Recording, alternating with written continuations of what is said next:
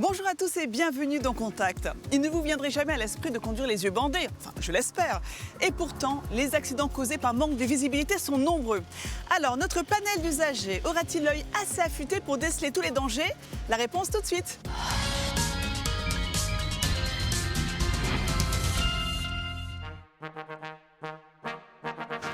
Ça va? Ça va. Prête? Quelles sont les fautes commises dans cette situation? Oui, allons-y. Ok, bing. Ça va, c'est gentil, c'est surprenant, mais ça va. C'est comme ça, j'ai décidé de tourner à gauche et voilà. Encore une fois, on a un roi de la route. Il n'y a pas de souci, j'ai le temps. Je passe.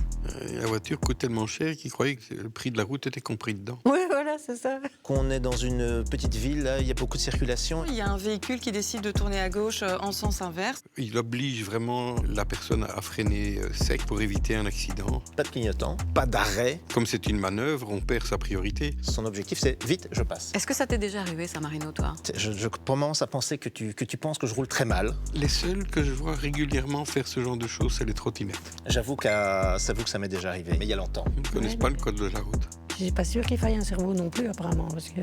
Dans cette situation, plusieurs erreurs ont été commises. Le conducteur décide de tourner à gauche, mais il n'avait visiblement pas le temps de passer, puisqu'il y avait une voiture qui venait en sens inverse. On a l'impression qu'il n'avait pas une bonne visibilité de ce trafic venant en sens inverse, ce qui fait qu'il est passé un peu à l'aveugle, et puis il n'a pas mis son clignotant, donc il n'a pas averti les autres usagers qu'il allait tourner à gauche. Dans ce type de situation, quand on n'a pas une bonne visibilité, ce qui est vraiment important, c'est d'attendre, quitte à perdre quelques secondes, que la situation soit plus nette avant de se lancer. Alors dans ce cas-ci, on voit que l'accident a été évité, donc pas de conséquences graves, mais on aurait pu être face à un choc frontal avec des blessures très graves pour les conducteurs.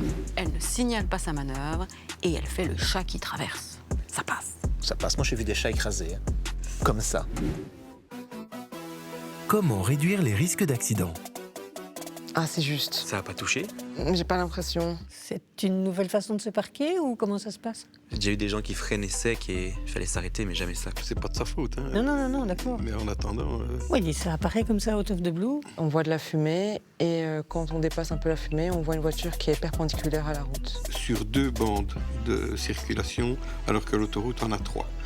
La distance de sécurité. Déjà mettre un triangle, mais... C'est en train d'arriver. On voit que la voiture dérape. La réaction des voitures devant, ça peut jouer. En mettant les 4 feux, ça peut prévenir d'un risque, tout ça. Moi, ça m'est arrivé. C'était une voiture en plein milieu, sur la bande centrale, et maman a eu un très bon réflexe, elle a fait comme ça. Et comment tu fais pour calculer les distances de sécurité? Je fais au feeling, j'essaye de laisser un espace où je sais que j'aurai le temps de freiner si ça freine sec. À une telle vitesse, faut faire attention, Ouais. donc faut vraiment garder la distance. Comment éviter ce genre de situation? Il y a 2 éléments importants. Adapter sa vitesse, c'est primordial. Si on n'a pas une bonne visibilité sur la route, on ralentit, moins on roule vite, plus on aura le temps de réagir à temps et la distance nécessaire pour s'arrêter en cas d'obstacle imprévu sur la chaussée. Respecter la distance de sécurité est aussi très important. Alors, comment calculer cette distance? Il y a la règle des 2 crocodiles qui permet de le faire de manière très simple. On choisit un point de repère le long de la route, par exemple un poteau d'éclairage. On commence à compter quand le véhicule qui nous précède passe à hauteur de ce point de repère. 1 crocodile, 2 crocodiles. Si on arrive soi-même à hauteur de ce repère avant d'avoir terminé le 2e crocodile, c'est qu'on est trop près. La technique des crocodiles, c'est pas mal. hein. Comme quoi, ils sont pas tous méchants. Merci d'avoir suivi cet épisode de Contact et n'oubliez pas qu'en adoptant les bons gestes, eh bien, nous rendons la route plus sûre. Surtout, continuez à nous partager vos expériences, à nous poser vos questions via le QR code en bas de l'image. Belle semaine à vous, à la semaine prochaine et d'ici là, bonne route.